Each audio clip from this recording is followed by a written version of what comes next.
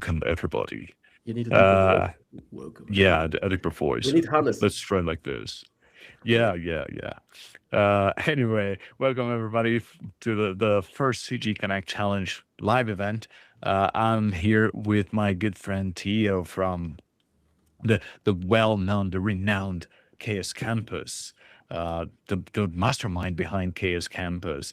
And today we're going to go through the top five most voted images from the contest. Just to give you guys a quick heads up, I'm going to show you how it worked. But first, Tio, I would like you to say a few words before we start. A few words just in general about the politics, the global Yeah, politics of we it. can talk about the weather. Okay. Or about the challenge itself. Um, or about myself. What do you want to hear? I'm prepared to talk about everything. About let's talk about the challenge. I think that people know you. I'm seeing a lot of familiar faces here on the chat already, so people are pretty familiar with who you are. I would like you to, talk a little about you. You have so much experience with challenges, and I'd like to hear your thoughts on this one. This was our first one, so we're still learning, right? So, what can you tell us about what can we learn from your experience with this challenge?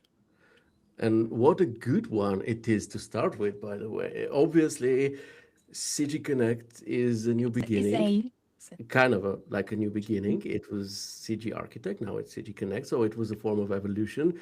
And to celebrate this with this challenge is absolutely fantastic. Absolutely love the idea of it. And what I gotta say is, I also love the creativity that came with it. Just looking at your screen that you're sharing here, if you scroll down, just take a look at those images. There are so many ways to approach a topic like this, an architecture evolved. And this shows how much creativity we have on CG Connect and in our field in general. This shows that there is a lot of potential. There is a lot of skill that goes way much beyond, visualizing bedrooms and living rooms. We see how much people are actually capable of once they are given the chance and the stage to show off their skills. So I absolutely love this challenge. Actually, I would have gladly participated myself if I had a bit more time and I wasn't in the jury, because I also had some ideas. Yeah, and that's the thing with challenges, and I think that challenges are very important, and they're somewhat oversighted because people don't pay attention to challenges, or they don't pay enough attention to challenges. And you said something that resonates with me is that uh, sometimes ArcViz becomes, you know, images of bedrooms or living rooms or offices or whatever. And there's very little room for creativity regarding the theme and the look and everything, unless you're like near Yeah, or something like that, right? The usual client, the regular clients, they have a very particular vision for the images that they're, commissioning you for, and so these challenges are like kind of escape from all that. So you yeah, can be creative, you can do whatever you want without a client, but you still have some constraints like a deadline, a theme, and some obligations. For example, and this is a good time to mention how this worked. We have, as all you guys know, a Discord server or channel. I'm always confused about the names here, channel and and server, the differences.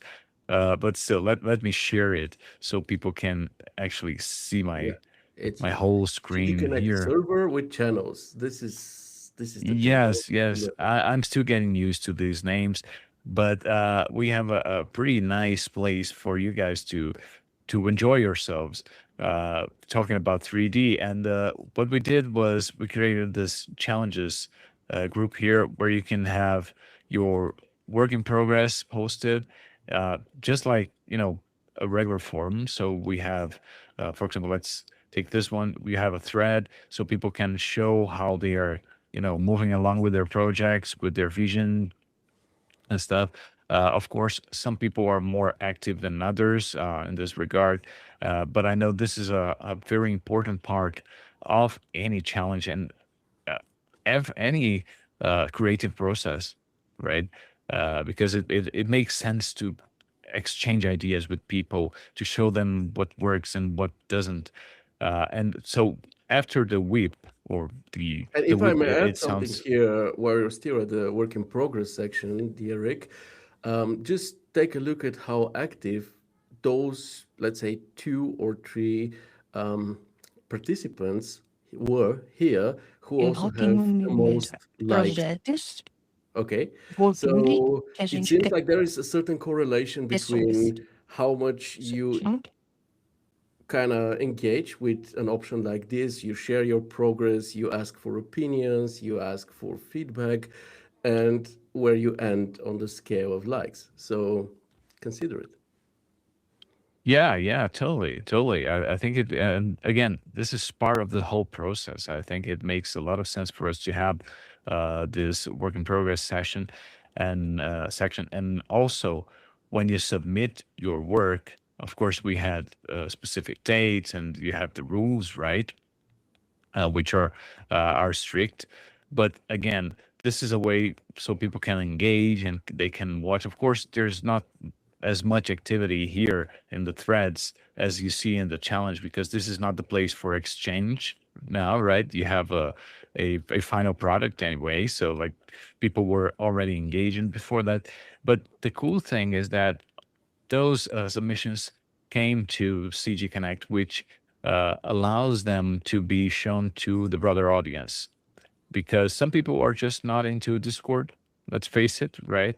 Yeah. We old folks don't know that much about Discord and all these fancy new social networks or whatever people call it. But still, like, if you're looking for inspiration, and that's one of the main aspects of CG Connect, you can find all this great work here. And this Yeah. is something that I take pride out because I think it's one of the main missions that we have on CG Connect, which is to inspire people and help them grow. And I think that challenges like this help people grow. And that's They for definitely me, do. this is like a victory already. This is a win. Yeah. Just take a look at this, how much inspiration is here already. And even if you see a work and you go like, I wouldn't have done it this way, but you're already engaging with ideas, with inspiration, with fantasy. It's just very, very important to do this to recharge the creative batteries and not be just a freebie to yourself, right? Yeah, yeah, totally. And one thing that struck me, like right from the start, was that the fact that we did not request people to write texts about Yeah. their submissions.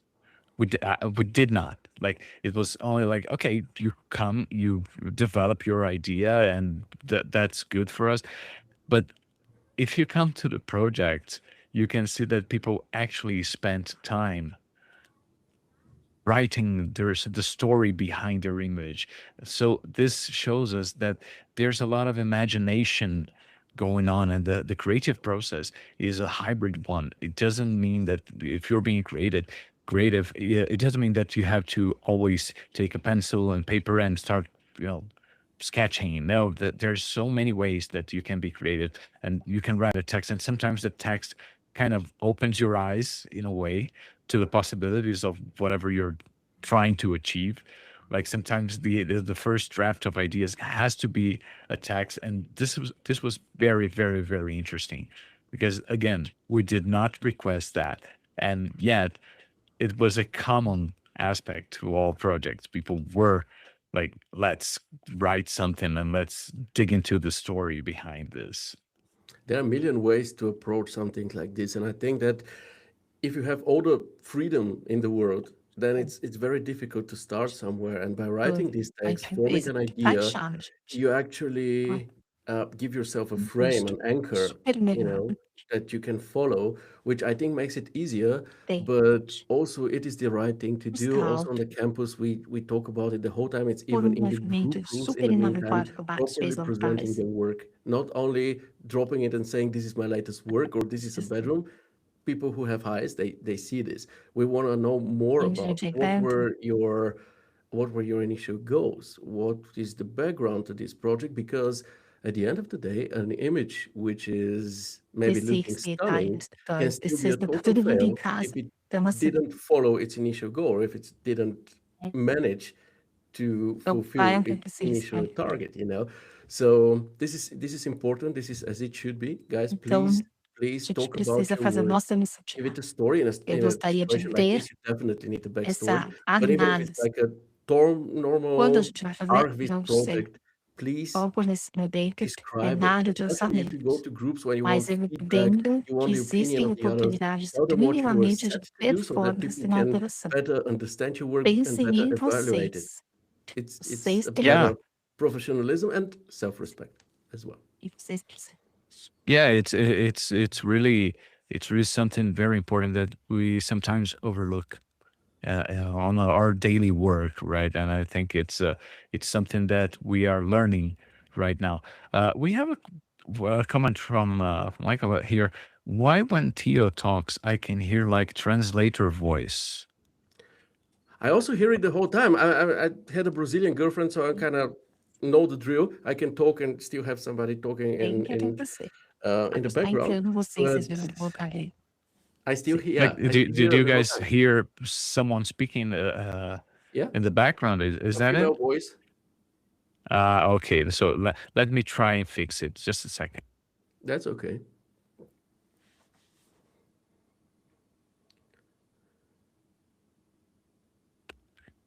Yeah, that's the problem with a home office. You have to share with your wife.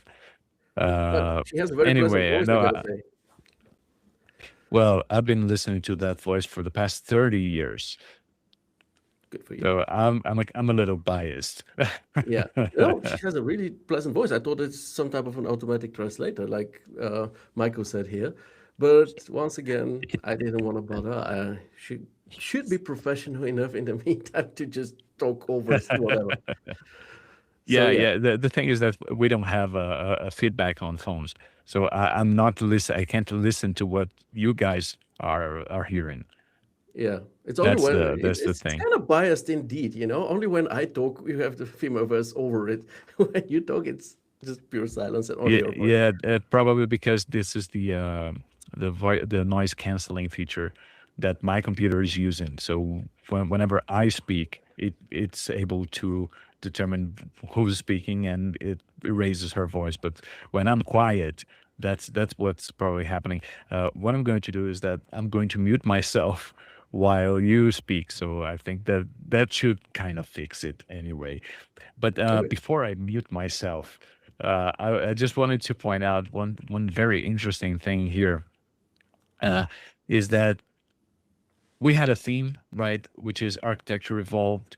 It was a very broad theme on purpose. I didn't want to be so specific to let people, to constrain people, right? I didn't want people to feel like, okay, I have to do this. And it was so interesting to see the many interpretations of that theme because I had one idea of this theme. In my head, architecture evolved meant that you would take some existing building, some classical building or whatever, and create or change it in a way it would be more futuristic or more modern or be revamped or whatever. And some of the images did indeed that, but others went in a whole different direction. Like they are reimagining architecture Yeah. itself. Not they're not evolving architecture, if that makes sense. So we can see, and we are going to comment on the top five. Right? Remember, those were the rules. We would count the number of likes to each image, and then we would comment on the top five. But we can see that there's like, for example, for some people. we have a new use for architecture, and this is a for this is a very deep one if you think about it, right? Like you have the new gods are the AI gods, and it gives you room to wonder. Really, your mind can wonder a lot. But while some others are more about like this, for example, very futuristic monument and stuff. It's not really an existing piece of architecture, an existing building, but it makes sense like a vision of the future. And this is something that struck me right away. There's so many different forms of interpreting the same theme. Yeah, absolutely. The power of imagination. And the new god, this is one of my favorites, I gotta admit, because this is a very nice way. It really goes very deep. It's not only, you know, a nice image, it's actually, let's say, maybe bringing out the position, let's say the societal position of the artist when it comes to the topic of AI. It could even be seen as a societal critique or something. You the way you want to see it, you can, and Totally, yeah. I love it. You know, you don't have to agree or disagree with it, but the way one can put out their opinion with a simple image, even without reading the text, is already fascinating. And we see it a lot. I mean, I also like the image above, which is a very different thing. It is more what you talked about or what you initially imagined. It looks like some house in Toscana or something, you know, and it's just like the old structure and then the new parts of it, and the people still picking up tomatoes and all of this. It's um, it's like a gallery of imagination what we have here, and I find that from time to time having challenges like this is incredibly important, really, for the self-preservation as an artist. We are not only really like service tools that turn 2D plans into 3D imagery.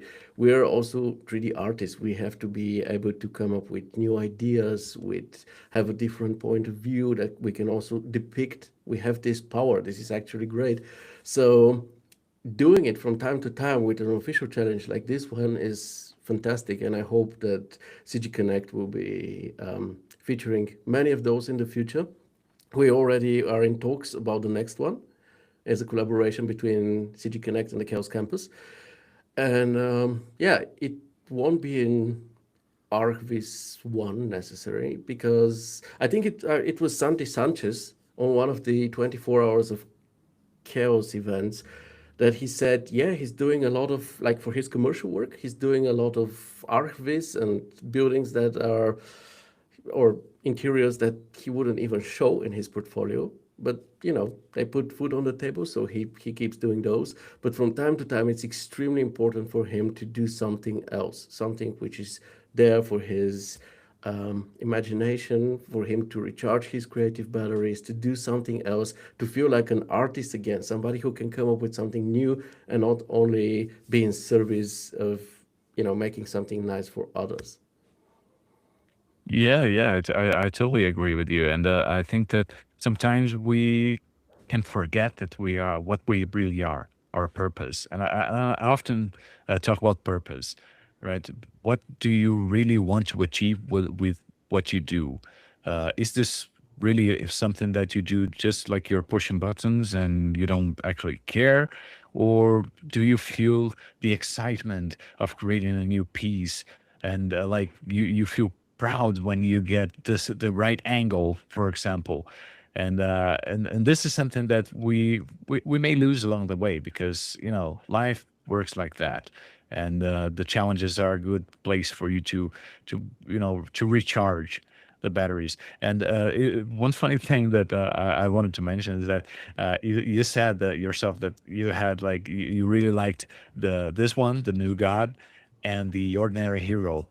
And to me, it just by coincidence some of my favorite images as well, and for different reasons, really. Because while I think that this one is a very deep interpretation of the role of architecture and like the old gods with the new gods and AI, it's very modern, very current. and I'm not even talking about the technical aspect of the image because it looks gorgeous. Yeah, But this one is so down to earth, and no pun intended. but, yeah, but let me just, let me click on this so people can see it better. But this is so down to earth. This is something I can see happening. Like you can go to Tuscany or to like the countryside of Italy, and you will see houses that were built like 200 years ago, 500 years ago sometimes, and they are being rebuilt and repurposed with modern techniques. And this part here, for example, reminds me of that. And I always forget the name. There's this Japanese technique when if you break yeah, a vase or something, you like glue it together with gold, so yeah. it becomes something more. Actually, instead of a broken vase, you have a different vase that looks even better than before. And And tells a this story. was something that, yes, yes, and this is something that I looked at this and was like, you know what? I can see this happening, and this is evolution in a way for architecture, right? And but again, there's not a right or wrong here. There's only right, Yeah. if you think about it. And I Yeah, the think, and creative I freedom was really great. enjoyed this. Totally agree with you that you didn't, kind of make the frame way too small so that people have to do a certain thing. One can do just their vision of architecture in the future. And in this case, like the Italian countryside, it's a very sensible way to go when it comes to, adding modernism to tradition. And but you can also really go into the distant future and on different planets and show the life on Mars or whatever, and both were equally legit. So yeah, fantastic challenge. Really love it. Really enjoyed going through all those images and voting myself. I would have easily voted for all of them, just for the idea. Maybe the execution wasn't that optimal, but the idea and just to support that people are doing something else than making the next beige living room. But Yeah, once again, no the beige disrespect for that. living room. Yeah, we No, have to do what nothing we got to against do. beige, right? You said Mir. You mentioned Mir in the beginning. I mean, reading their book, I would say that they also have projects where they have to just do that serviceable thing for the money. Those projects they do not share, but they still have them and they still make them. So even Mir, have to go Yeah, for yeah, totally. And actually, there's you guys probably heard about THU, right? The festival that happens in Troia, Portugal. yeah. Uh, and I remember a story from THU. One of my friends, he's a very, very talented artist, Victor Hugo. He was telling me one day that he went there and they were doing this portfolio review things with people from Disney, from Sony, from Netflix, and so on. And that he was one day he was like, there's this girl from Disney. Uh, I want to try it out. So he picked his portfolio and showed it to her, and she was like, "Yeah, this is cool, but where is your work?" Oh, And he was like, "What do you mean? This is my work." She was, "No, this is the work you do for clients. I want to see what you do, who you are." And this was like a breakthrough for me because I was like, "Okay, so you're telling me that if I wanted to join Disney animation, I would have to show them my personal work, not my, you know, professional ones." And it was like, yeah, they didn't want to see the professional ones. She wanted to see my and the funny thing is that he said that he did not have any personal pieces on his portfolio because he thought it was the contraire. And she was oh, like, "Yeah, show me your personal work." And then he was like, "Okay, I have this link." Like it was probably some Google Drive folder or something. And a few months later, he moved to LA to work on Moana, wow. the first Okay. one. So apparently his personal works were convincing enough. Uh, Yeah, Yeah, but because that's who you are. exactly. I can recognize a bunch of names here, and I know I'm familiar with the work of many of the people that entered here. For example, the Take. I'm familiar with their work, and it has nothing to do with the image they posted.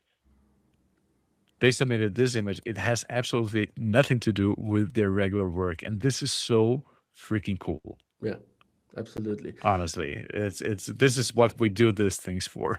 I think commercial work shows your expertise, how much of a professional you are, but your personal work shows who you are, your personality, your vision, and honestly, if you want to see someone's, you know, or predict someone's future or see their potential and talents, I would also want to look for the personal projects, the things that they are actually doing in their free time. This is why we have our Discord sessions every Friday, or in future also in the Thursday evenings, on our CGconnect server on the Chaos Workshop channel, because we want to hear what's the about the person behind those flashy glossy images, you know, how, what did they do? Like recently, one of the nominees today, Rukshan, he shared his story on Discord, and it was so funny because I only knew his Archvis works,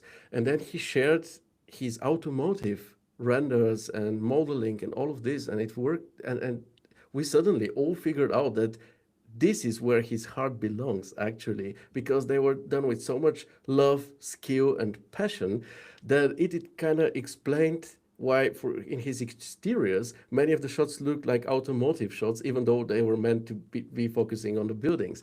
So when you understand, if you want to understand an artist and see their potential, always look for the personal works, and a combination of course with the commercial ones as well.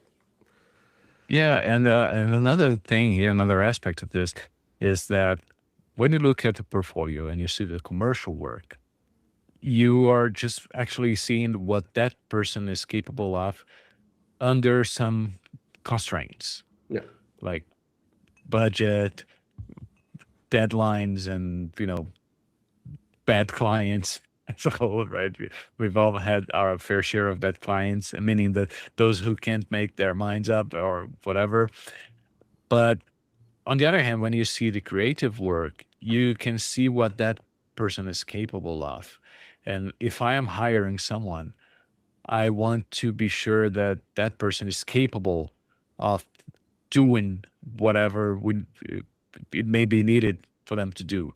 Like if I'm hiring Theo, I'm hiring you not because of your commercial work, but because I know you're capable of doing so much more, so many things. Than like, okay, I'll be safe in his hands. For me, it's something like that. Whenever I hire something, that's how I feel. I yeah, want to know if I can, if I'm safe. If everything else goes wrong and I have to rely on that person, will it work?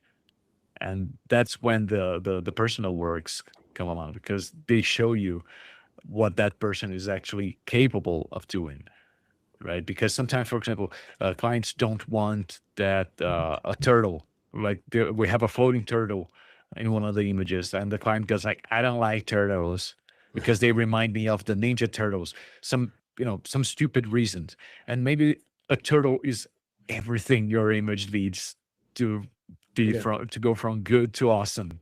You know what I mean? yeah. So it's like it's good to see what you can do with a client, of course, but also without a client.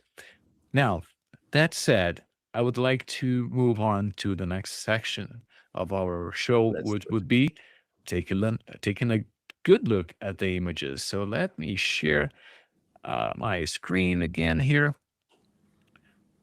so we can all see. Uh, Remember, one thing that I want to say is that we don't have winners or losers in a challenge, right? Because the idea is to challenge yourself. So I know it sounds like maybe cheesy, but uh, everyone is a winner here because you guys were able to challenge yourselves into doing something. So this is the main thing for me. So we have this the first image that we are going to look at is the eternal loop. from Konishku Anton. I Yeah. hope I'm pronouncing the name correctly. I think it's Anton Uh, Koniszczuk. I think it's like I would pronounce Anton it like Konishku. All Koniszczuk. right, all right. Polish name, maybe. I'll totally go with you on this one, dear, really. But I'd like to start off by saying that this one, probably because of my Italian heritage, it caught my attention right away because I think it was, again, besides the technical aspect, I think it's so interesting to see another way of, you have this the Colosseum, which is it's actually some people don't know that there's actually a lot of Colosseums throughout Europe, right? Yeah. You Yeah. have you had in England you had the Colosseum, but the thing is, like, The the Colosseum. Colosseums were, yeah, people always think about the Roman Colosseum, but people think of Colosseums like these are ancient ruins, right? But they were actually places where people would gather to, for entertainment, for, competition and stuff. And seeing that you're keeping the existing structure, you're not changing the structure, but you're adding to it. And this looks so modern, right? Yeah. This looks like something that I could see. I don't know, like Zaha Hadid, Yeah. the opposite, because she's, of course, she's no longer with us. But I can see this coming from Zaha Hadid architect, for example. Yeah. And it was so nice that and there's so much detail inside.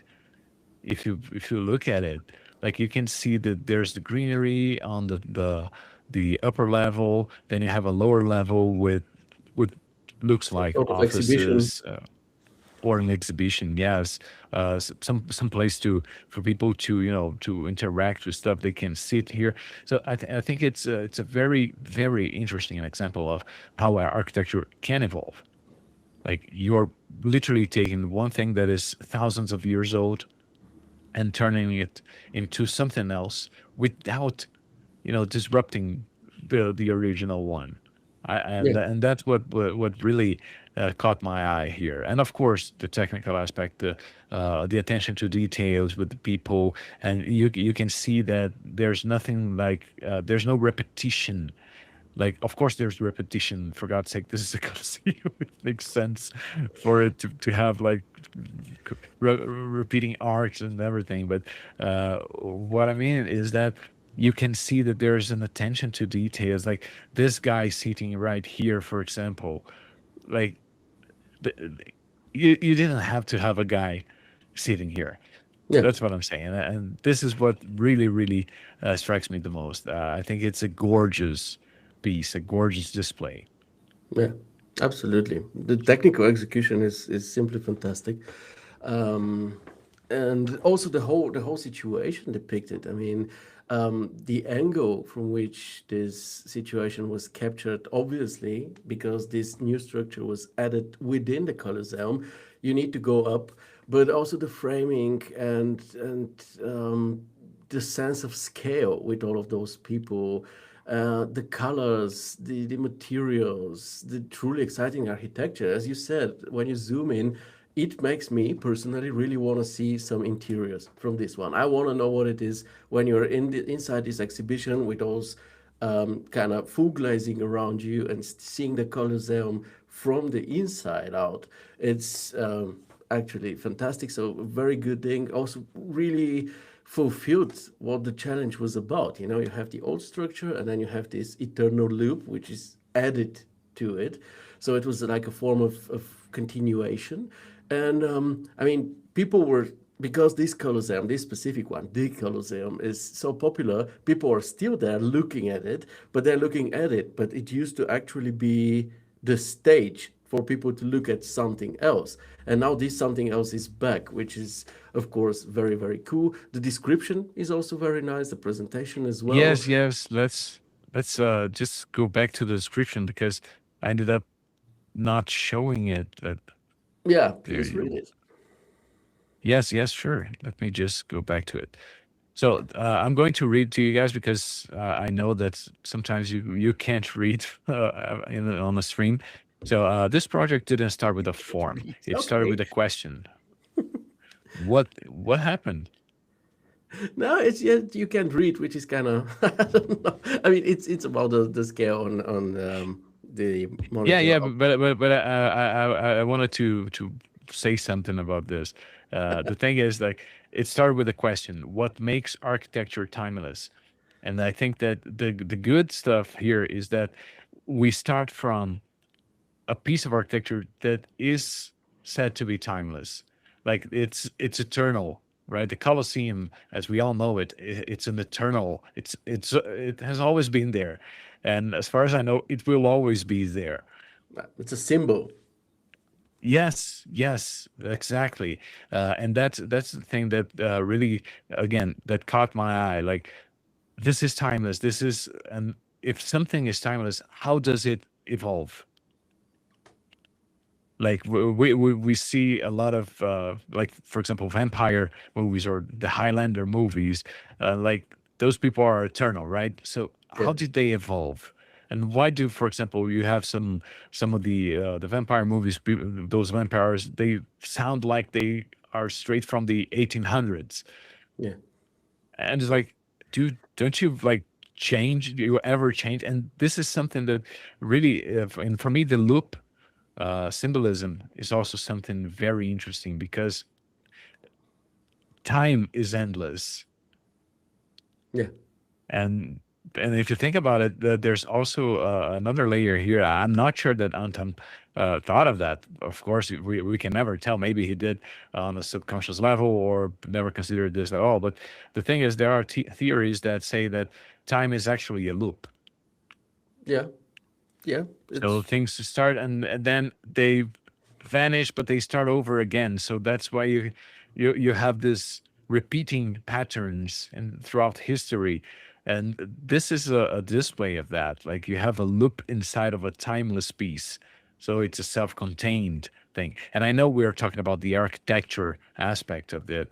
And again, we don't want to ignore the technical aspect because, again, it's such a masterpiece, technically speaking. The amount of details, the lighting, the materials, everything.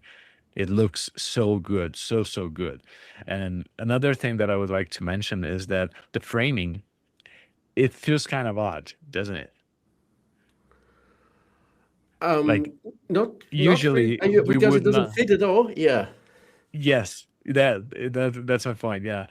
Well, usually people would want to, take a few steps back to in order to frame everything. But again, like, do you really need to frame everything? And in this case, I think, and again, this is my perception, of course, my personal perception. I think that this odd framing makes it look even bigger yeah. It's because definitely. it's like I'm it not. I didn't doesn't miss fit anything. the image. Yeah, and yet you're not missing any information, right? You don't feel like, okay, I wanted to know what's on this side, for example.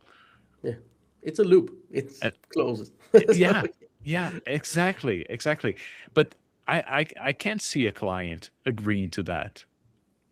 The first thing most definitely. a regular client would do is be like, no, no, just zoom out. I want to see the whole building. Yeah, of course. So Yeah, no. it's really interesting. For the purpose of the challenge, it's a wonderful framing. When it comes to, let's say, Archviz, or showing more of the urban context, or maybe the entrance to this, because it may be an eternal loop, but there should be an entrance somewhere. Then maybe you need to frame it in a different way. But in this particular case, it's perfect. It's about the idea. Yeah. It's about the addition of this loop in the Colosseum. It's not about every technical aspect and how exactly the entrance looks like, if it's to the right, and all of this. Yeah, and I think that you don't like miss that missing information because, like, for example, I can say that if you tell me that the entrance is from below, like you enter through the Mm. arch or whatever, and then you're on the ground floor and then you start going up, I would be totally okay with that, and I wouldn't need anything else. So I think the form uh, allows it to be like that. And there is some rest Uh, tension, in this, because if you show everything, then it's kind of like this loop in this bigger, basin of the Colosseum, and it can actually trivialize the whole thing a bit, because right now there is this part show tension with the Colosseum and the loop being cut on the side, where we don't see the symmetry. You see that the building also isn't symmetrically placed, it's a bit shifted to the right. And I think this is important in a situation like this to keep the tension, because two symmetrical compositions tend to be easily boring. So I yes. totally get it. Yeah. And I love this going, show me the golden sky, the golden hour sky Yeah, client. of course. Yeah. Like, And why is the glass so uh, reflective and all of this? Yeah. yeah, yeah. It's like I want the glass to look reflective, but I want to see everything inside without any disturbance. Like, Yeah. okay. Yeah. I had one client once that, I kid you guys not. She said, "I want the concrete to look like glass and the glass to look like concrete." That was her change the image. Like, So what do you do in situations like this? Do you do it, or do you try to convince her otherwise? I actually, it was, I don't know, like 5 or 6 years ago, and I still haven't figured out what she wanted. So I just didn't do it really. Like, okay, I had to ignore her. It's, Yeah. sometimes you just have to ignore your client and say, no, no, it was not possible. I'm sorry. It's not Yeah. technically possible because of plugins and whatever. You Yeah, just give them a Corona reason. cannot handle it. But actually, Corona, Yeah, yeah. I mean, I don't know, Corona can handle it. Uh, but, but but doesn't want so, to. yeah, yeah. I think that there's a certain limit to what we can do, right? Uh, so, can we move on to the next one? I think so. Do you have do you also want to, let's say, criticize if there is something to criticize? I mean, obviously, all of those five works, they don't really have much to criticize, or anything Yeah, I at all. I think mean, so. Yeah. So if any kind of comments is uh, is totally valid. I think so. If you have some suggestions, no, throw I them. don't know about suggestions. I mean, I didn't know Anton's work that well yet. Yesterday, I went to his CGconnect profile and saw some absolutely amazing, very, very photorealistic works. If you want to, you can actually quickly show them. I mean, let's give the artist exposure. You can just click his. Oh yeah, let me introduce you to CGconnect and how it goes. Um, but yeah, he's when it comes to the technical aspect, but not only, also to the creative parts. I'm sorry, I'm once again in a zombie mode. I don't know what's going on with my camera, but I'll be switching it. Now I'm back to normal. So, looking at his works, fantastic artist, so capable and everything. And I think, looking at this image, which is nearly perfect, I was trying to figure out why it didn't even have even more likes. And I think maybe this is not a criticism, this is just me thinking out loud. It was maybe a bit too Archviz like.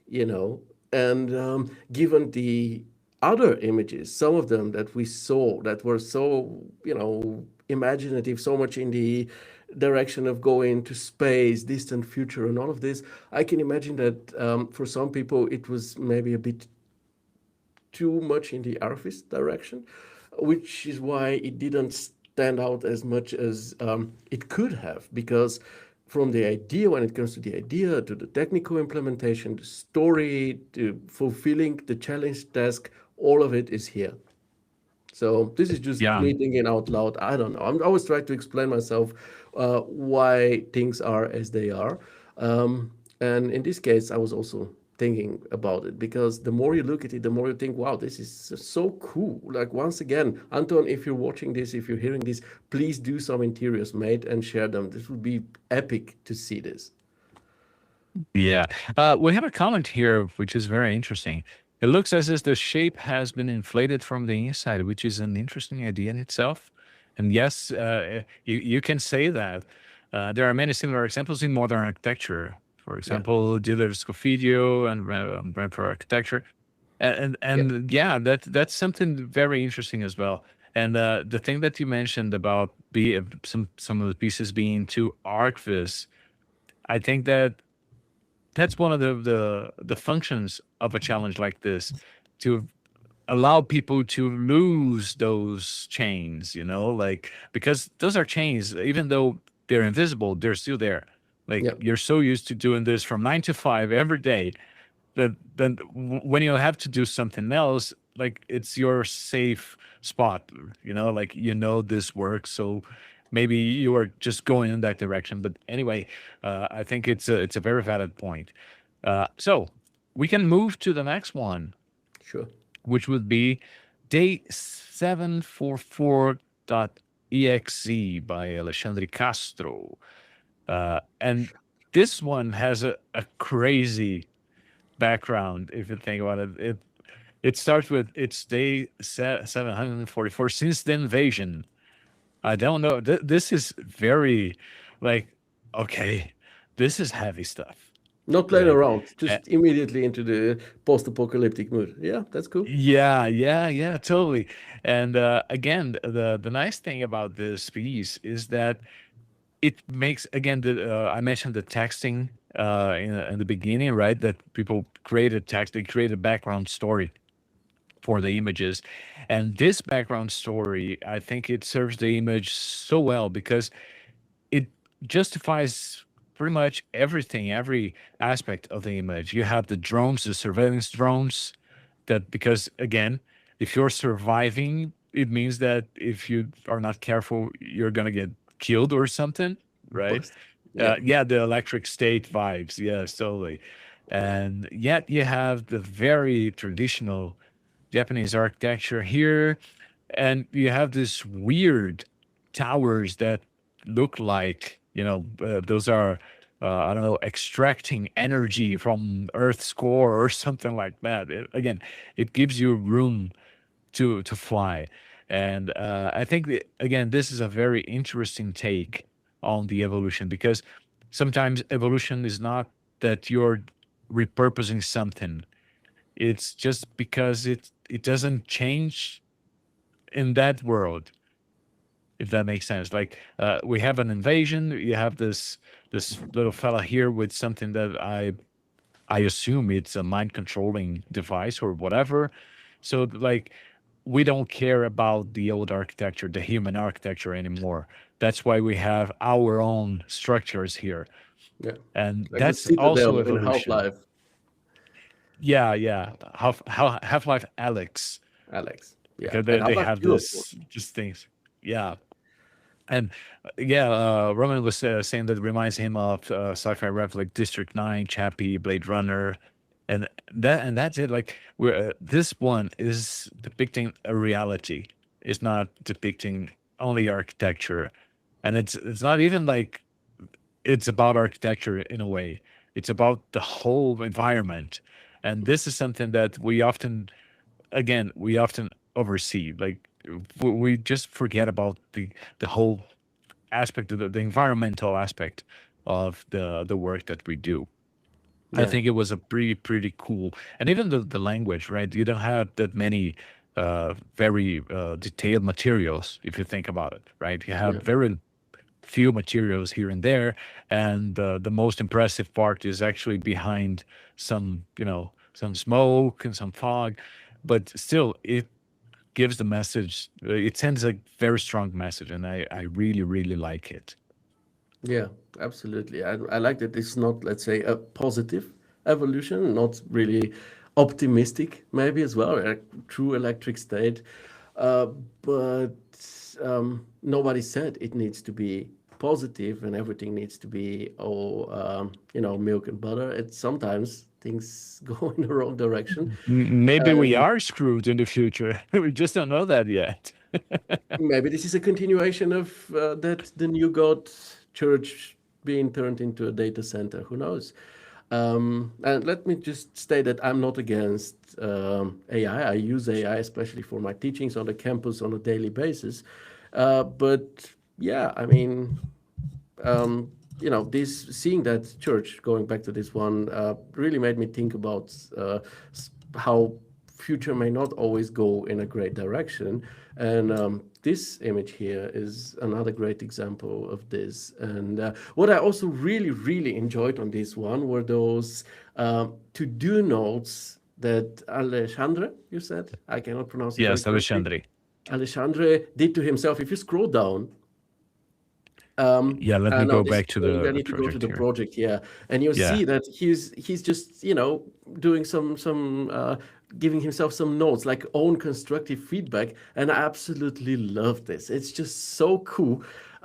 Totally recommend it to everyone, and I'll try it myself because I usually use Miro and leave some comments here and there, but doing it like this is so much more artistic, so much more lively that I definitely needed to mention this one. It's very, very cool to do it this way, and you can even see the creative process. I think Alexander was one of those who also used the work in progress um, channel on the CGconnect server a lot, which I find highly inspiring to see how a project evolves.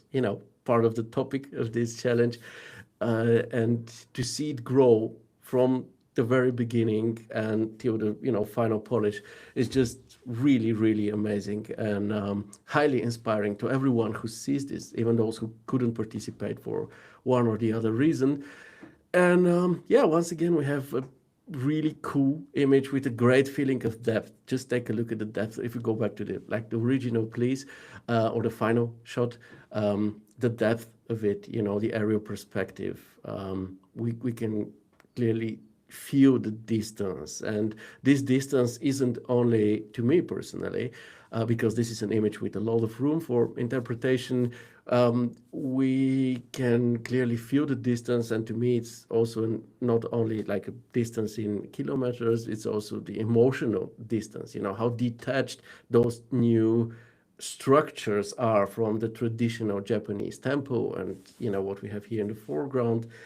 And yeah, the color scheme you mentioned, it's very almost monochromatic, but also very dramatic because more or less the only colors that you have here are like signal colors, alarming colors, orange, red. So, stuff is going down the drain. It's yeah, not good what we are currently seeing. And yeah, once again, it leaves a lot to the imagination. Why did it happen? What happened? What was the invasion? Who invaded us?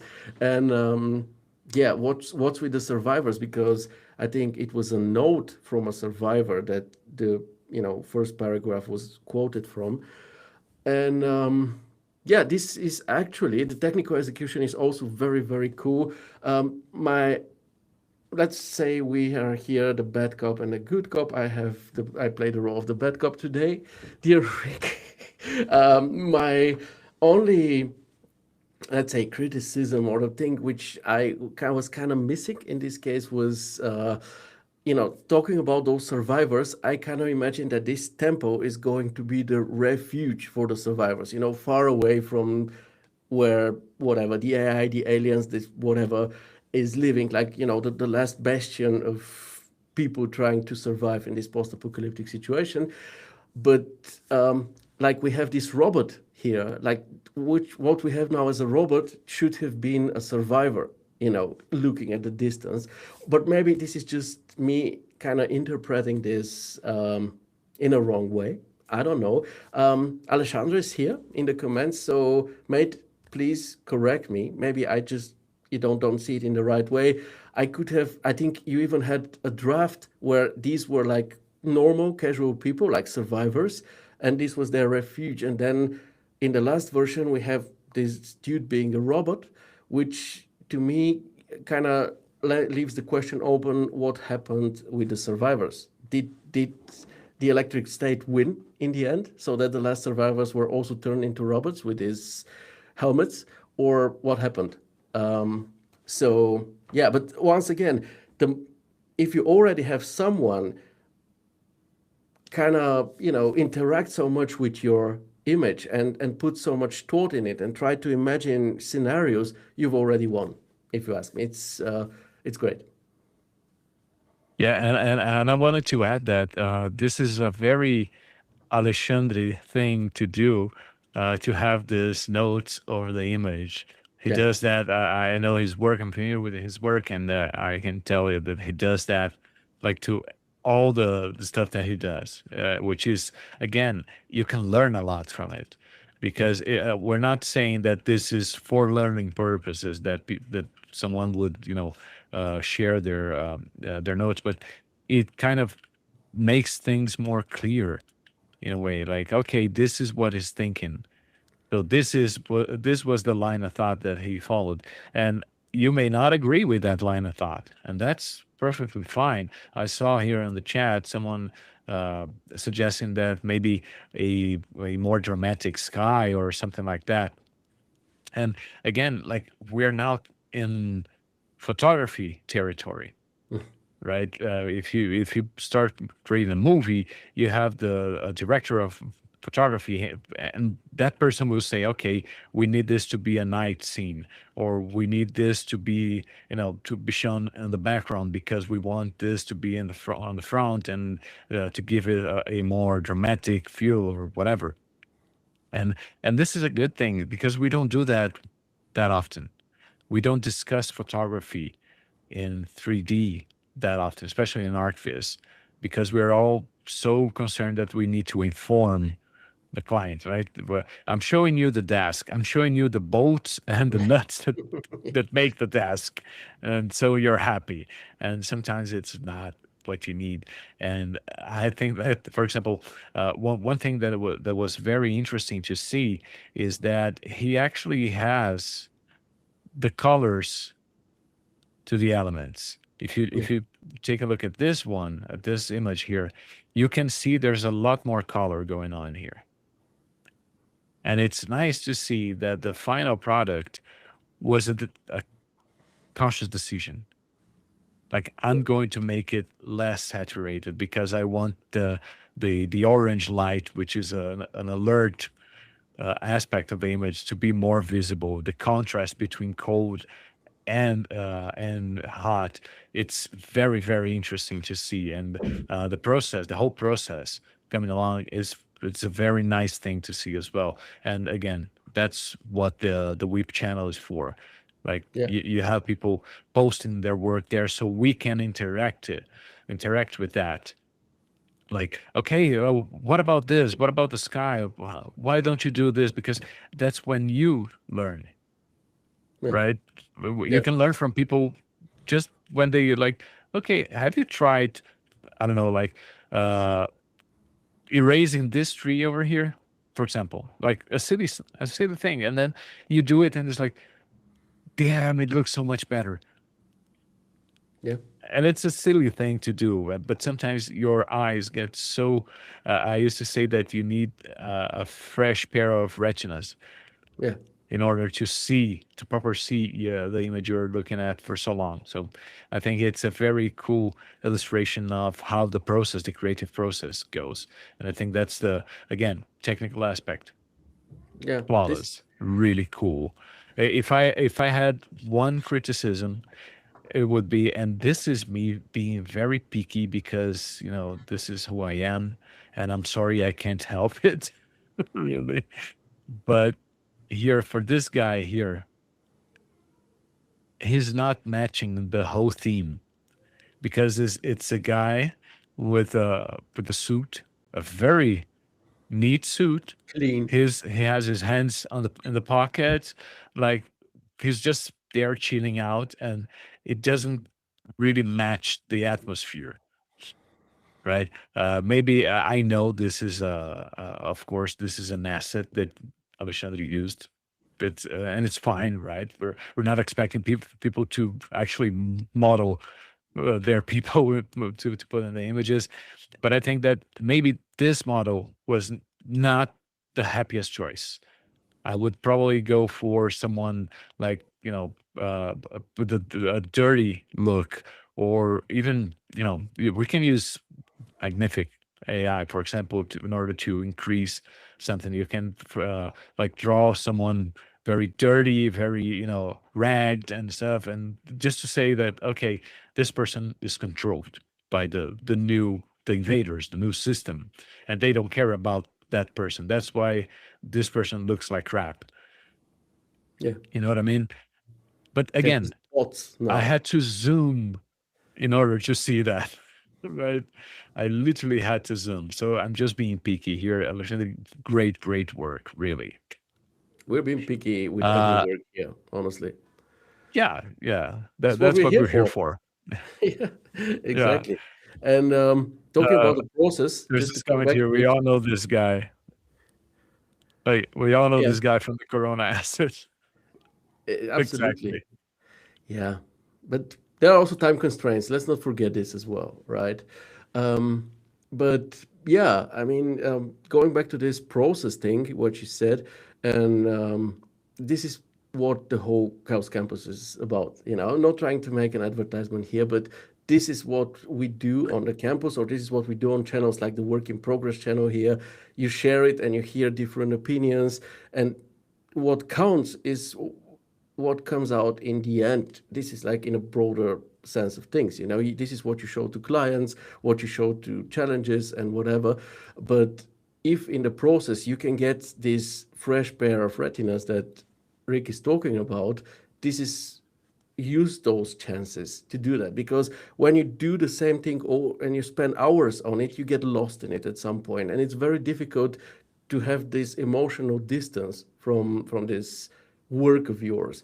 And when you get share it somewhere and get the opinions and some feedback, friendly feedback obviously, from others, then it's easier to get this emotional distance, to overcome it, and to see the things as they are. You still don't have to agree. You do you, but here's some opinions so that what you do in the best way possible. This is how I see it. And to Alexandre, I gotta say, I know him from the VW Art Club.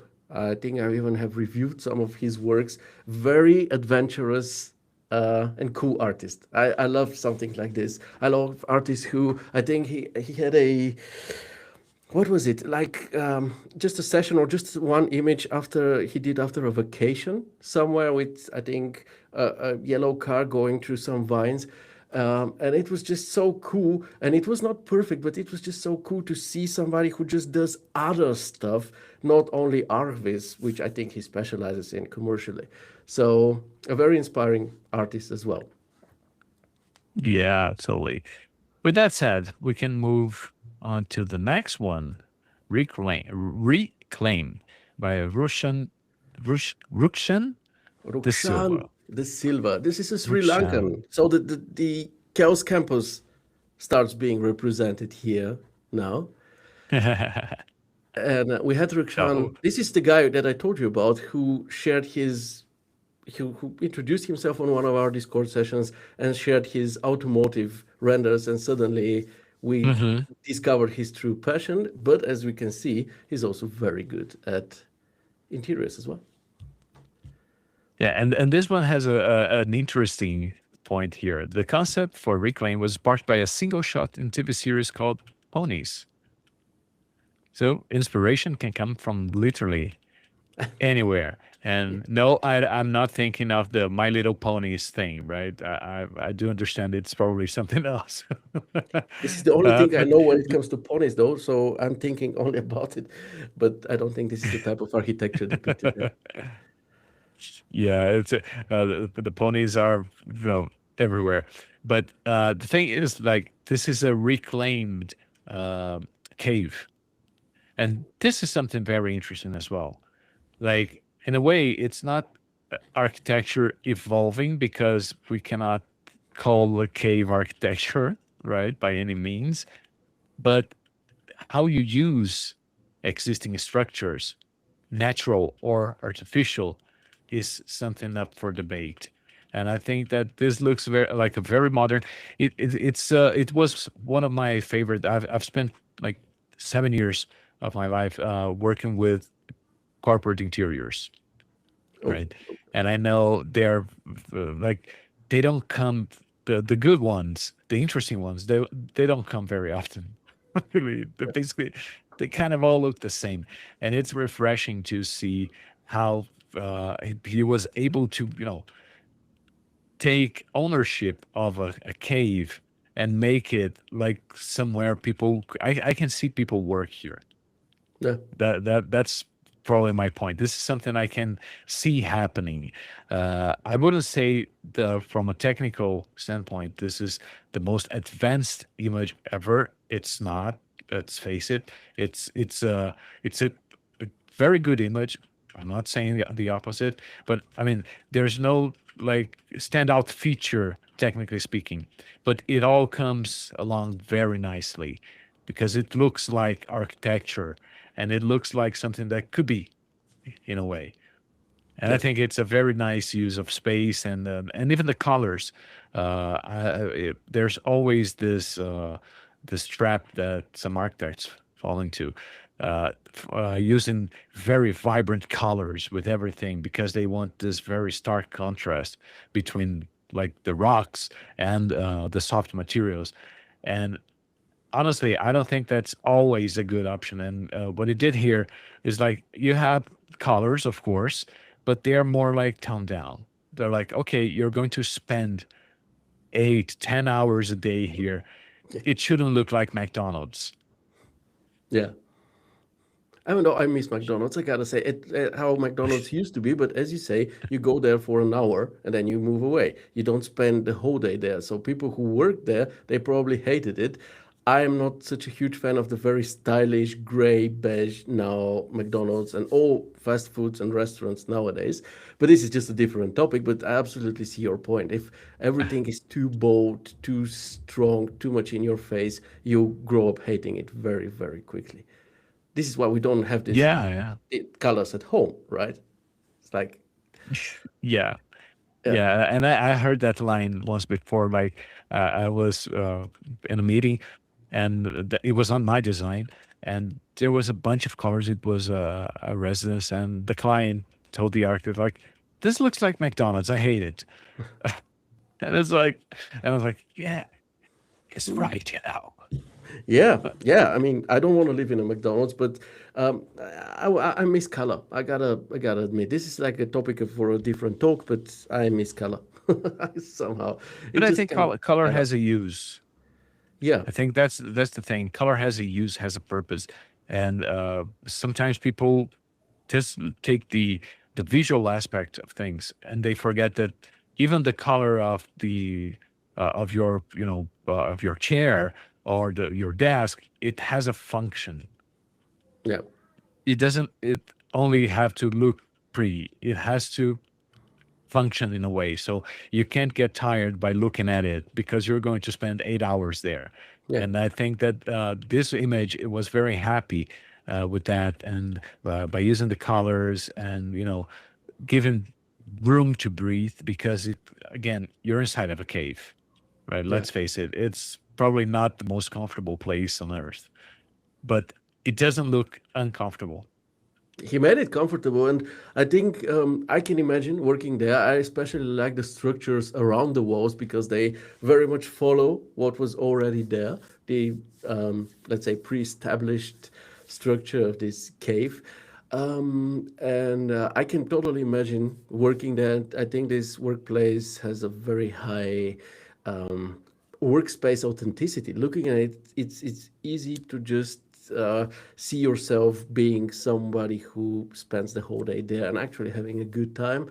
And yeah, you're right about the technical execution. I absolutely agree. It's maybe not outstanding, but the amount of detail and the staging is absolutely amazing. Just look at how lived in this interior feels like. Like it's like a snapshot of an actual office. So many people doing so many different things. Some chilling, being on the phone, talking with each other.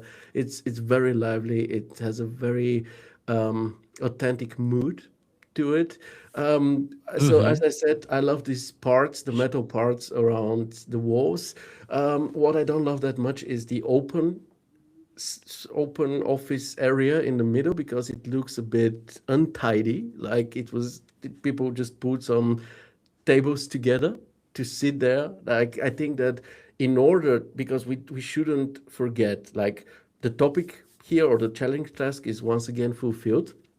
We have the old structure versus the thoughtful reclaiming of the space. It's there, but I think it should be even more thematized, which means that, let's say, currently it looks like an office with rock looking walls, right? We don't want to do it like it was artificially done.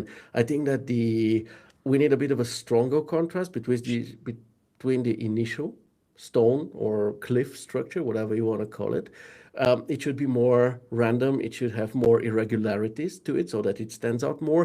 And then everything man made inside should be more well structured, more tightly and neatly arranged so that we have this contrast between the rough nature and what people added to it, which I'm missing here because I think he went more for authenticity of like an actual workplace rather than an image which also is somewhere also a bit stylized so that it tells a story once you take a look at it.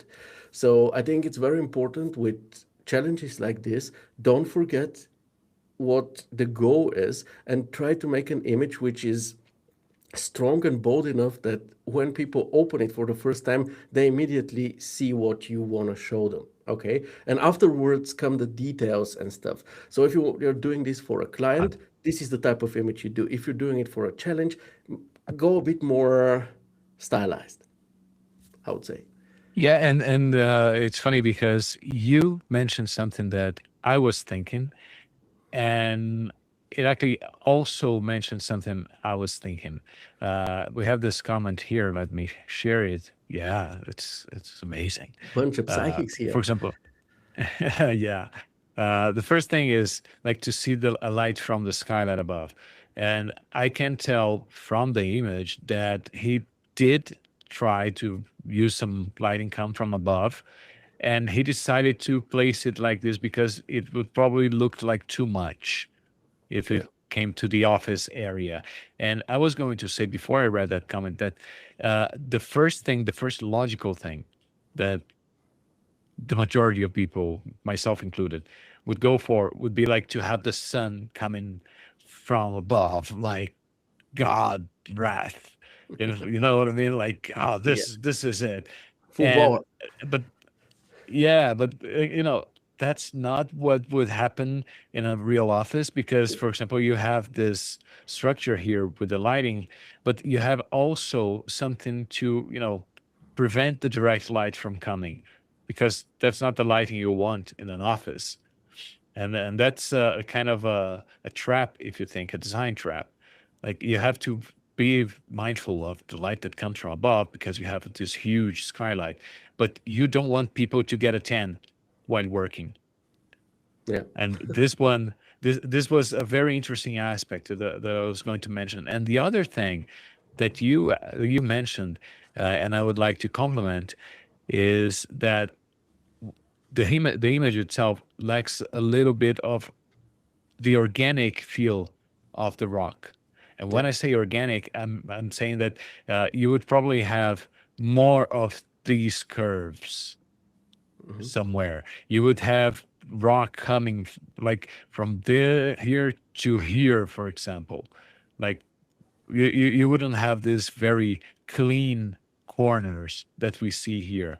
And if you have clean corners, you would probably have a difference in texture between the natural stone and the carved stone. Yeah. Like with people with with hammers and stuff, they and cinzels, and they would be like hammering everything out of the way so they can conform it to the architecture plan. So I think that we kind of miss that part here. I think it would be very cool here, for example, to have a very strong portion of rock coming to the above, and you have to conform this element to the natural rock itself because of course it's much cheaper and easier to conform a man-made structure to a natural one than otherwise, right? And also I'm missing a little bit of green. So for Yeah. example, we have this huge wall here why not make it green, like to look like, the forest outside? Because I'm guessing there's a forest outside somehow, right? I wouldn't see that in the middle of the city, right? Downtown Manhattan or something like that. Yeah, most So likely. I'm assuming there should be some greenery outside. So why not bring that greenery inside? You already started with this, but I would go for it. Like have a green wall, a huge green wall, and then light can place around it because you have a lot of shades to work with. And again, having, for example, here you could see the rock coming all the way to this part and being integrated with the actual floor. There is a design. I'm trying to remember here. I think it was the owner of Colgate, the original owner of Colgate, that makes Toothbrush, toothpaste. toothpaste. Yeah.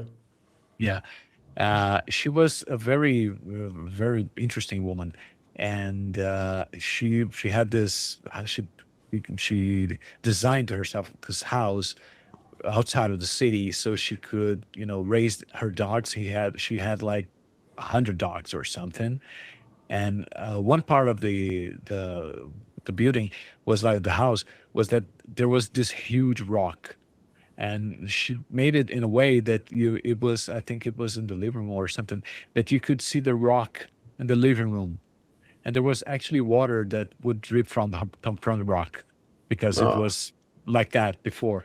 And she nice. kept it, and you could see in the on the floor she drew those kind of canals so you could take the water out. So this is again this kind of aspect. I'm probably mixing two designs here, to things I saw on the TV. But the thing is, I would like to see that more. And again, I'm only saying that because this is a challenge. We didn't have a proper project, right?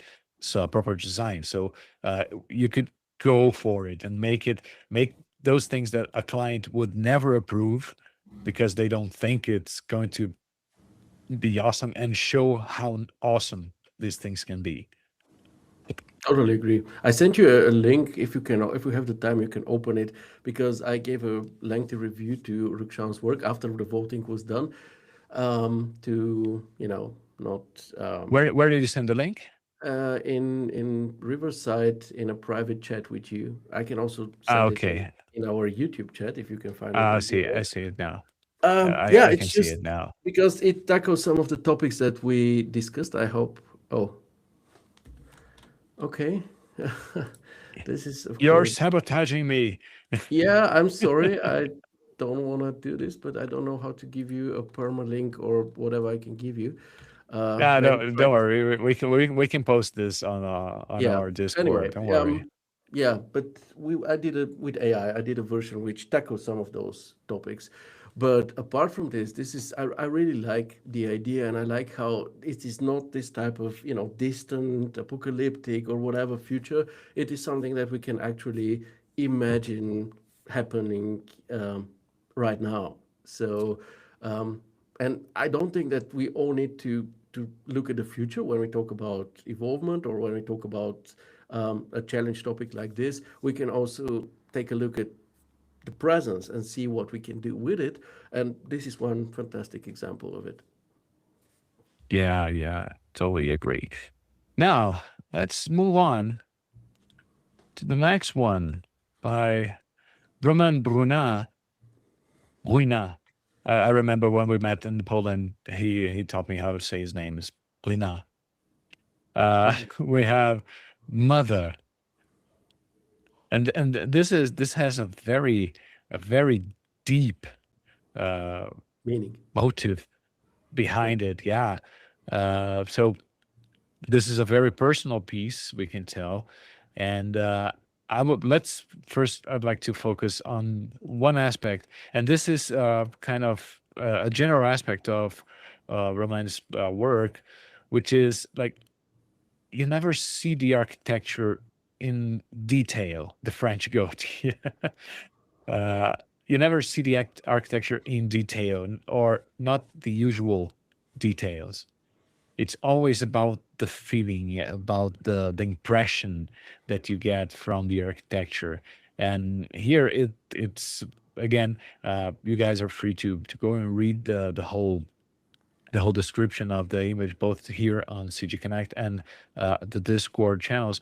But the thing is that this looks a little bit ethereal in a way, like it doesn't look real, but it does look totally real, and it looks like a painting Yeah. mostly.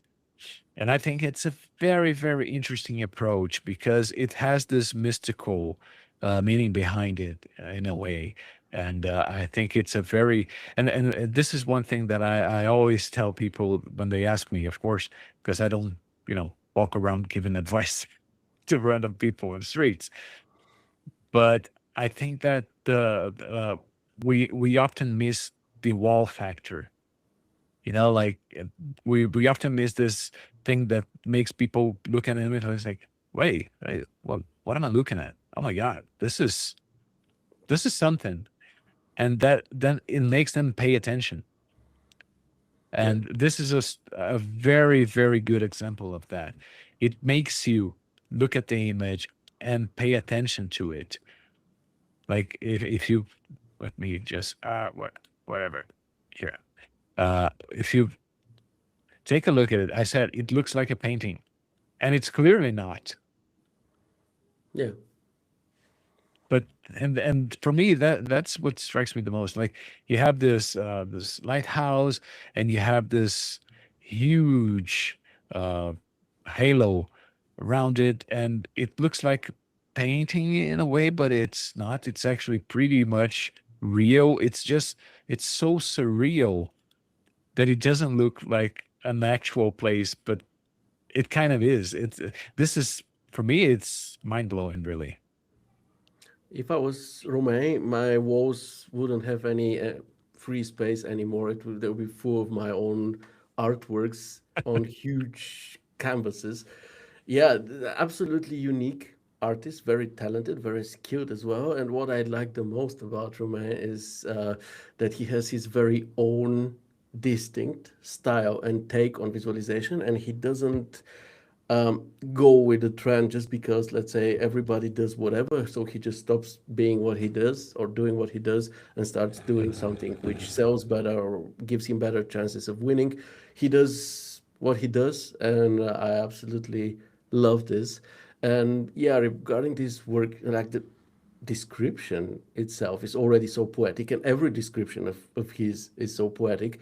Like, sometimes they're very, very, very long, and when I see it on the campus, I'm like, whew, I'm in for a treat. But I always make sure to read them because they are very, very well written.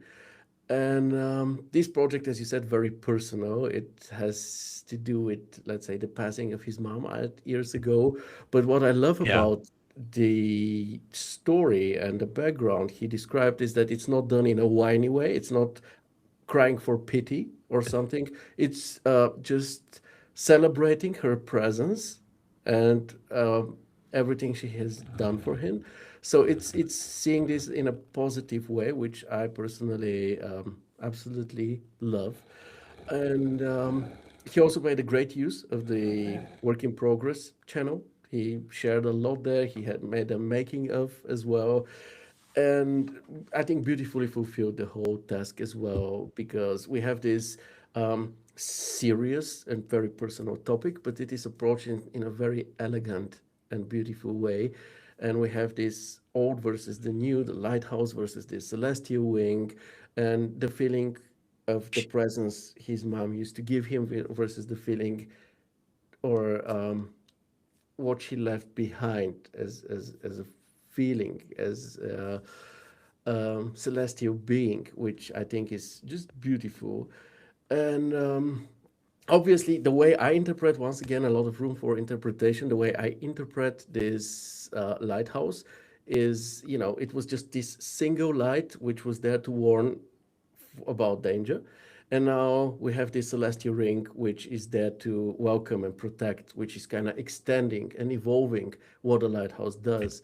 So Yeah. very way, very nice way to tackle the topic of this challenge. And Yeah, I was going to comment on that. Really, I didn't mean to interrupt you, but I think this is a very interesting example of evolution.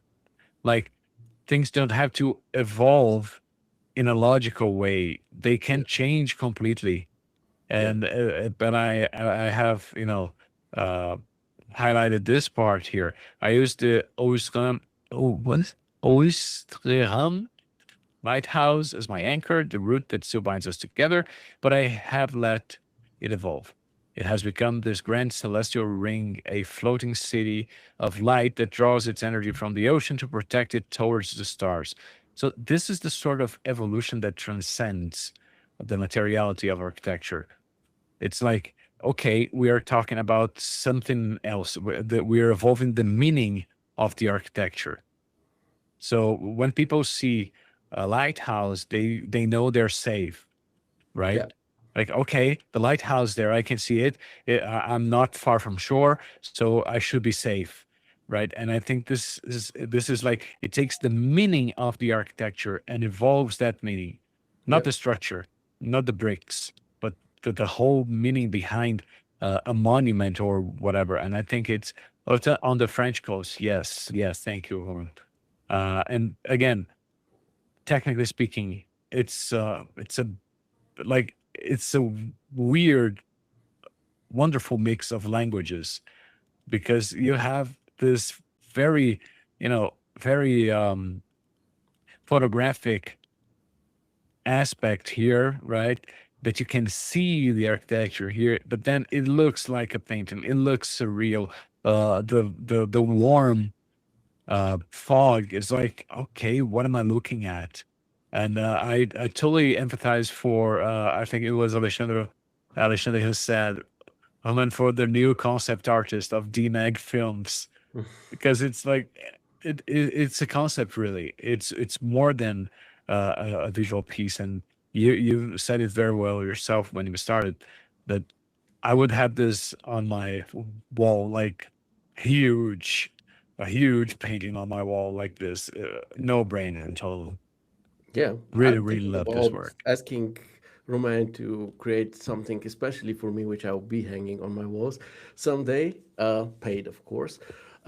So, yeah, this is just a very bold, super atmospheric image with a ton of room for interpretation once again, which is something that I love because I'm used to viewing those images on a daily basis that have almost no room for interpretation. As you said, you see the boats, you see everything, and then you just gotta say how good technically speaking they are. But here you can actually dream looking at this one, and this is fantastic. But of Yeah, course, as I'm here, the bad cop, I also want to say something on the criticism side, which is regarding the color grading. And this is something we can argue a lot. This is highly subjective. One would say, hey, I I love it the way it is. Personally, looking at the work in progress on the CGconnect server, um, there were phases when it came to the color grading where I preferred it than the final version here because I felt that the impact of the image was even stronger. Right now, when you take a look at the image, obviously it's like a painting, as you said, but it can also be a tad difficult to read, which can, be maybe tricky for some who view this image for the first time and they're like, okay, where is this lighthouse? I gotta search for it and stuff. And I think there were phases in the color grading where everything was still very, very, um, you know, like it is now. It was a very eccentric image, which was still like a painting, but it was a bit easier to read. For example, this one, even though this is like a quick draft, but um, this is also another painting that I would hang on my wall next to the red one. And just, yeah, this is the situation with Romain. It just, even his drafts look yeah. so It's awesome. never enough. Yeah. So yeah, or this one, just so that the lighthouse, you don't have to really search for the things. Because I was also following this, and I know the lighthouse was there, and at some point I kind of lost it and had to search for it. Mhm. But obviously, once again, very subjective and also nitpicky. So, but this is what I'm No, known for. I think it makes total sense as far as commenting goes. I think it makes total sense. There's always some lines that we personally are willing to cross, and sometimes other people are not willing to cross those lines. So, Yep. for example, if you take this version here, that you can see more of the lighthouse and the boat and everything. Maybe this is the line that you wouldn't cross, for Yeah. example. Exactly. And that's the fun part of this, because that's what differs, like, you from me, from Roman, from Michael, from everyone else. Like, this is Roman's line, Yeah. and I don't think there's a good line or a bad line to Yeah. cross. I think they're all lines in the end. And if he feels as an artist that, okay, I'm going to cross this one, that's part of the expression. And I think, oh, here's another comment. Just to mark my comment, well, in the future, I see him on the top of the industry in a concept art field, art director. Easy to imagine. Yeah. Yeah, yeah, I have no doubt that's going to happen. Because yeah, but if you guys have met Roland, he's like, I don't know, 15 years old, really. So he has his whole life ahead of him. Now, should we move to the last one? Sure. Michael So is we so have active in the comments. Michael. Yeah. Yes, yes. After the concrete. And I followed this one very closely. Uh, there's also a video, like, it's like Lord of the Rings, basically, because it's over Director's four cut. hours long. Yeah. Yeah, director's cut. It's a Zack Snyder version. Let's focus on the final image, though, because I think it's something that it's worth checking. Let me put it like this. So the thing is, if you followed the work in progress thread, I remember looking at it, and let me share it here. I think it's going to make a lot more sense if I do. Like, this is how it started, really.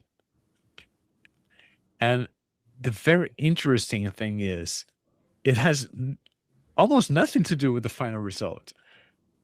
And I think it's so cool. Yeah. And I think it shows evolution in itself. Yeah. And this is the cool thing about this, the brutalist architecture, and the construction of the whole set, for example.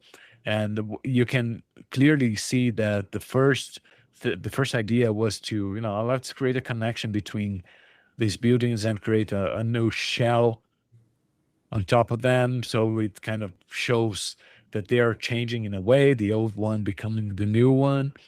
And then when when he started to create more ambience, and again, this is fun to read. Like, we can see that Michael was happy with this idea up to the point that he was working on the environment Yeah. already. Like, this is cool, this is ready. I said, and then we see this, which is a crazy departure from the original concept. But And in the this right is, direction. again, in the rhetoric, of course. And this is so cool because all of a sudden it took a turn, and it became an alien sort of architecture. And that's what I thought it was so cool. And this also is a very cool addition. Feel like trying out different moods, trying out different colors, different, filters, if you will. So it makes it even that more interesting. And you can see that people engaged a lot with it because of that, because they can see it's something that it's worth, keeping an eye on. And in the end, it is so surreal, really, because and we might want to compare. We don't want to compare the works here, but if we take the same theme is from Alexandre's entry, for example, which is like maybe an alien invasion or something. This looks like an alien invasion as well, but it doesn't look like an alien invasion in a bad way. Yes. More optimistic one, yeah. Yeah, it looks like okay. I'm not saying this is alien, right? I just sound like one of that guy from History Channel. Like everything is aliens, Aliens. Yeah. but aliens. Well, I need to let my hair grow a little bit. But the thing is, it this looks alien, like with this weird mesh that goes on the outside and feels like roots reaching out to the ground. But again, it doesn't feel like it's overtaking the place. And that's probably my reading. But it's like, okay, this is like they're mixing with the existing architecture. Yeah. This is new and this is old. But this is alien. Yeah, but it's not bad because you can see there's something going on inside. And I can go as far as I want with this because it's my take on this. But I can see like there's, for example, trees inside, and the glass is a little foggy, and there's probably people living in there. It gives you room to wonder, Yeah. and I think it's very cool. And also, it's not happening only to this building or this building because they are clearly part of you know the same company, let's say, right? But in the end, it's like it's all around. You can see one in the back, another here. So it feels like something that came from God knows where, and it blended with the architecture. And Yeah. Michael is saying here, I was trying to make it like surrealistic style, and it is very surreal, but in a very interesting way. And again, if we start, comparing stuff with themes, again, not images, but themes, the way people, manage to navigate each team, each theme, you can see that this is a different take on the same theme, which would be like an alien invasion and how architecture evolved in different ways. And this is very, very interesting, at least to me. Totally. I mean, first of all, we gotta say Michael is a fantastic artist, very talented, and also very skilled. Um, he introduced himself on a campus also a few weeks back, and it was very interesting to see his story. And he also makes a making of his works very often, which is lovely because there you can actually see the techniques he uses to make fantastic looking works. And this one is the next in the row, and we also have a 4 hour video showing how it's done, which is great because this helps everyone learn. Because some people will see this and then they will go like, "Oh, I want to know how it's done," and there is a video showing it, from which people can learn. The challenge task absolutely fulfilled here, 100%. The rigid brutalism against those organic soft forms. To me, they look like they grow. They have kind of grown out of this because of the visible roots. And I gotta say, as somebody who comes from an ex-Eastern Bloc country, from Bulgaria, seeing this hits pretty close to home because I feel like I've seen actual winter snowy evenings who looked like this, at least the bottom part of the image without the blobs. Obviously, we didn't have them back then. And this tells a bit of more of a story, like similar to that church image. This tells a bit of a story of, this brutalist regime, or this government regime that we used to have in those countries. And the brutalist architecture is a great metaphor for it. And then we see the new, lively, organic, natural forms. And this is where the light is. And then you can interpret this in so many ways. You see how the brutalist architecture has no light, no life in it anymore. The life is now focused in those modern, nice organic forms.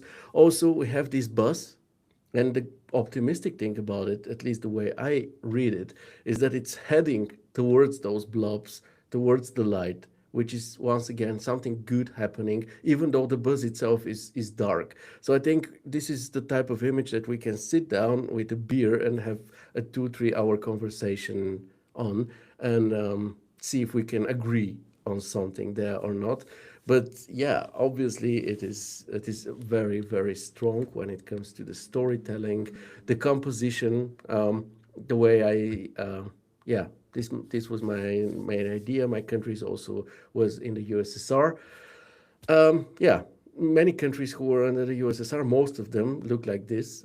Some of them until today. So yeah, it's kind of understandable that an artist coming from those countries aims at something different or wishes for something different, and kind of depicts their wishes with an image like this, which I find very, very strong. And yeah, I mean, we can really talk for hours about this. So I'll just, in order to Yeah. be fair, and say something criticism like for every work.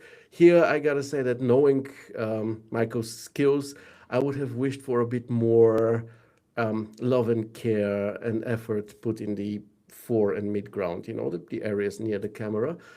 We talked about this. He said he deliberately made it to look like let's say, an architectural model or something like this, like a mock up, which I see and understand, but still, I think there is so much like realism already going on the blobs. I think we could have had it at the bottom, of the street as well. And I personally would have wished for an even stronger metaphorical um, impact of this image. Would have wished to have a window here and there in the brutalist buildings also be lit up to show that some people are still living in the past while most of us have moved into the future, into the blobs. And maybe, a certain um, graduality to the amount of windows that are lit up towards the blobs, just to build up a bit of attention. But once again, it's very very subjective, but it's fantastic.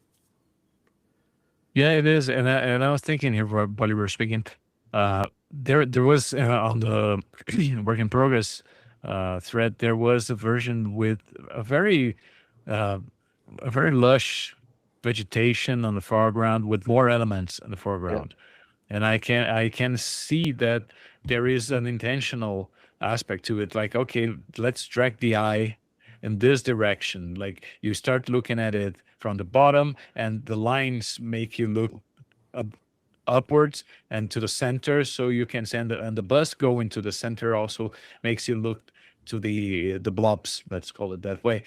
What the only thing I miss here, and this is really, again, not a criticism, it's maybe a suggestion, would be like, they are so bright. So why not have that light a little scattered throughout the atmosphere here? Like, to have them lighting glowing. what's right below them. Like, I think it would make sense, because then it would also send a message saying, like, okay, you see this is the future, and the future is shedding some light on the past.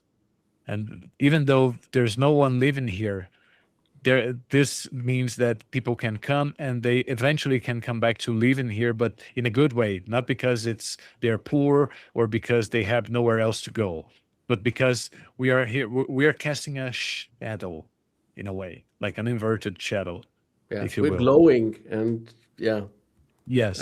agree. And I think that would give it a very positive vibe, because then it would give also the bus another reason to go there. It's like, okay, this is a beacon. So Yeah. people want to go there. They want to be there. And even though most people will not fit inside the blobs, right? Let's be honest. You can't fit as many people here as you can in a building like this.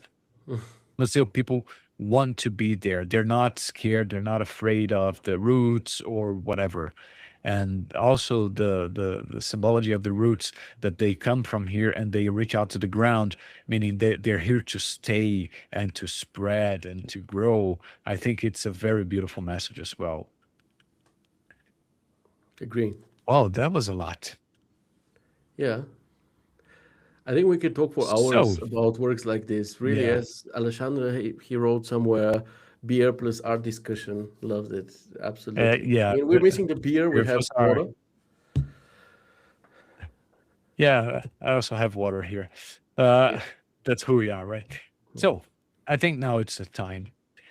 I promised that we would choose a winner, but again, there will be no winners to this challenge because we do think that this is the challenge. This is part of the challenge, and this is the part of the prize.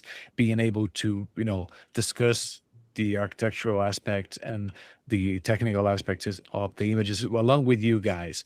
But of course, we can always say that which ones are our favorite images. So, Tio, from No, these I five don't want images, to. It's time for me to go. Sorry, Rick. Um, sorry, you're breaking up. Like, yeah, yeah. Goodbye. No, what you want me to really pick one of those images now, or what? again, not the best image. Your favorite. This is really unpleasant. So far, I enjoyed this talk very, very much. Now I don't want to be here anymore. Yeah, Um, my wife says just the same. I was enjoying talking to you until now. yeah. So now you see how it is. I understand her.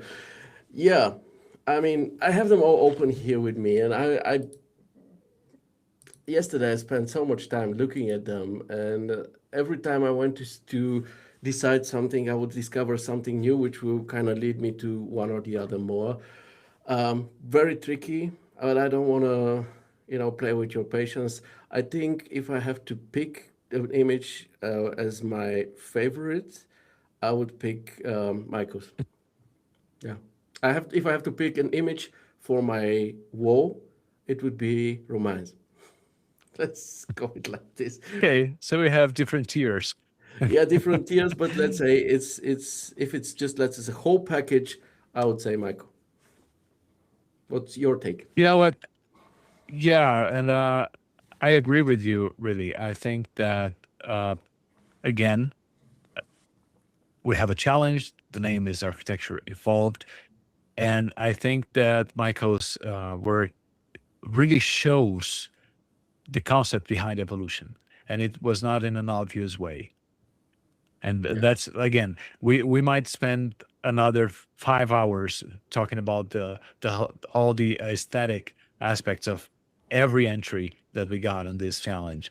But I do believe that Michael's entry is like the evolution from the first concept to the final one, the execution, all the things that we are able to debrand from the image without even reading the description, yeah, right? Because of course he starts the description after concrete explores architecture as a reflection of ideological systems, yeah, so we could go that route, and that's why I didn't want to read all of them before looking at the images because I wanted to feel something. And again, like I could feel a lot of these Michael's work. There's a lot to be felt in everyone's work here. I love Romain's work.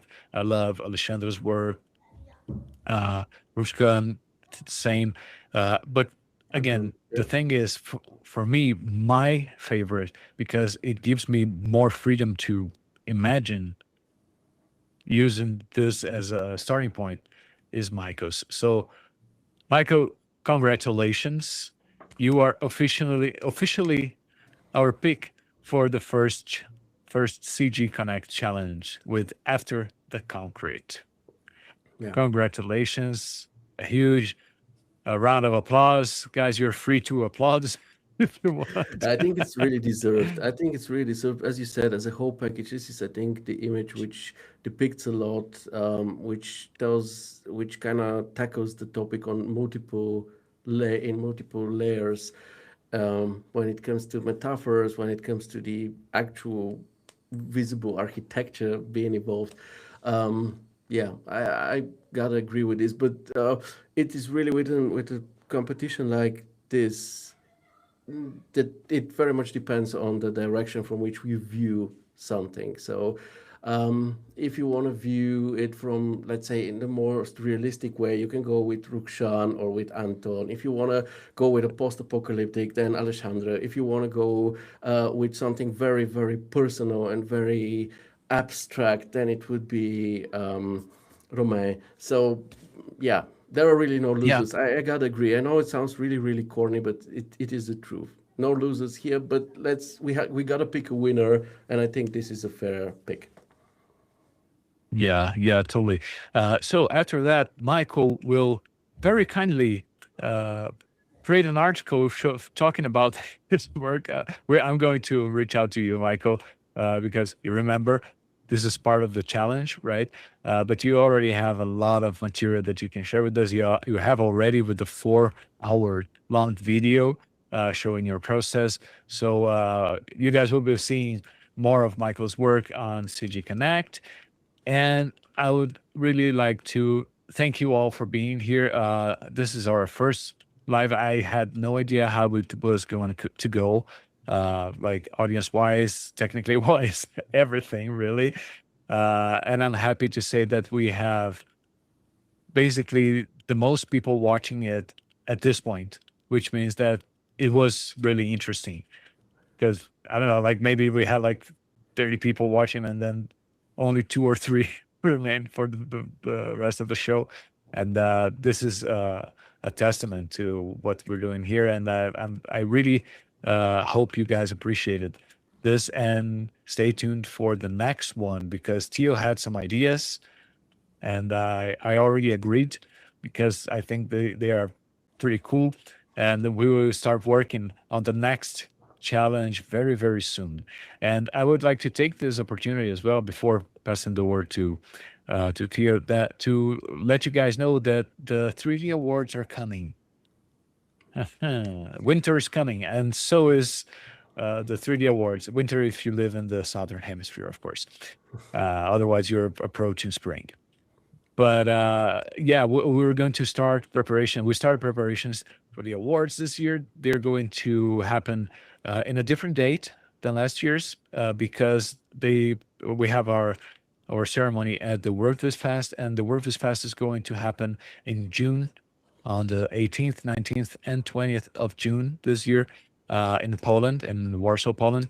So we decided to, follow them and change the time. But again, the same old awards that you know. And I would really love to see you guys at the awards, not only being part of the awards as competing, as in competing in the awards, but also there in Warsaw. I'm trying to convince Theo to go uh, because it would be very nice.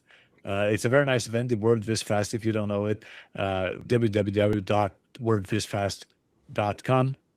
It's a very cool event with very cool speakers, and you guys will probably love it the same way I love it. I told the organizers that I never thought in my life that I would look forward to coming back to Poland every year, and I do because it's such a nice event, and we have the awards there. So I'm inviting you all to be part of the event and also to participate in the awards with your work because I'm pretty sure the bar is going to be really high if you all there. And meeting Tio, you in I pass the person mic on would to be you. fantastic. And there are still early bird Yeah. tickets, as I can see. I just dropped you the link. So check it out. I don't know if I'll be there because in the beginning of June, I'll be in Utrecht for the EWE Reconnect. So I'm not sure. At the same time, I'm a part of the jury for the 3D awards, so maybe it would be nice to be there. I don't know. I still have to figure it out.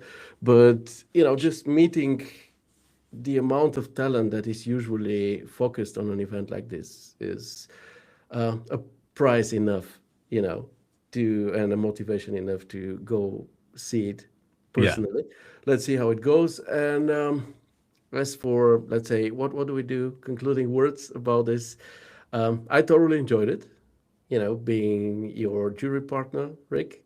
Thanks for inviting me to this. It was such a pleasure to just sit here with you for 2 hours and just talk about other people's works. Usually, I have to be way more critical, and but in this case, these were so good, all of them, that it was just a pleasure to just talk about how awesome they are.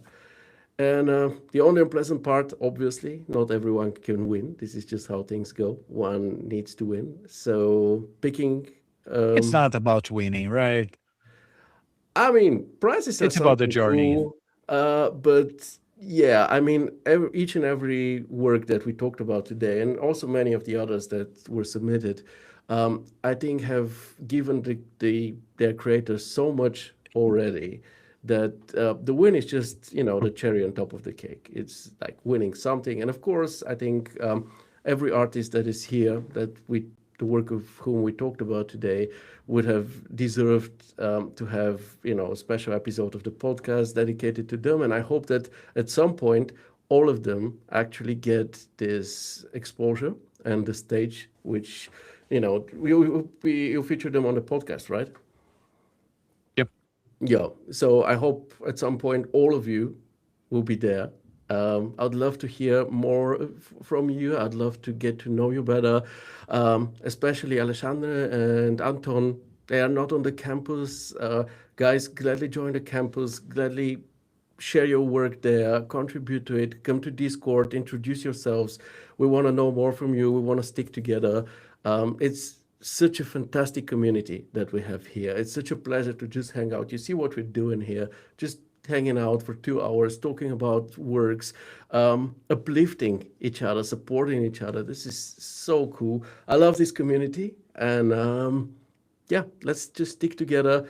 Use CG Connect, make it your home, start screen, whatever you want to call it, because I write articles now, so you gotta go watch them. Not because of all the work that Rick does or something. It's because of my articles, and of course because of all the other cool stuff that you can see. There is so much inspiration, but also practical stuff. You can find jobs there. You can maybe find collaborational partners. You can find a lot of inspiration, create mood boards, so much cool stuff. I use it since it's out. I'm every day on CG Connect, which I gotta admit wasn't the case with CG Architect. Not because I didn't like it, but it felt like just another thing to do.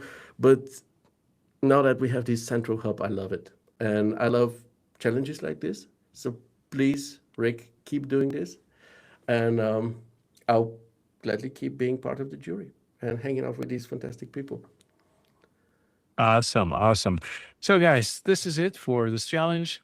Thank you so much for being here. And I'm pretty sure I'll catch you up on the next one. So, take care. Have a nice weekend. And we'll see you on CG Much Connect. love. Much love.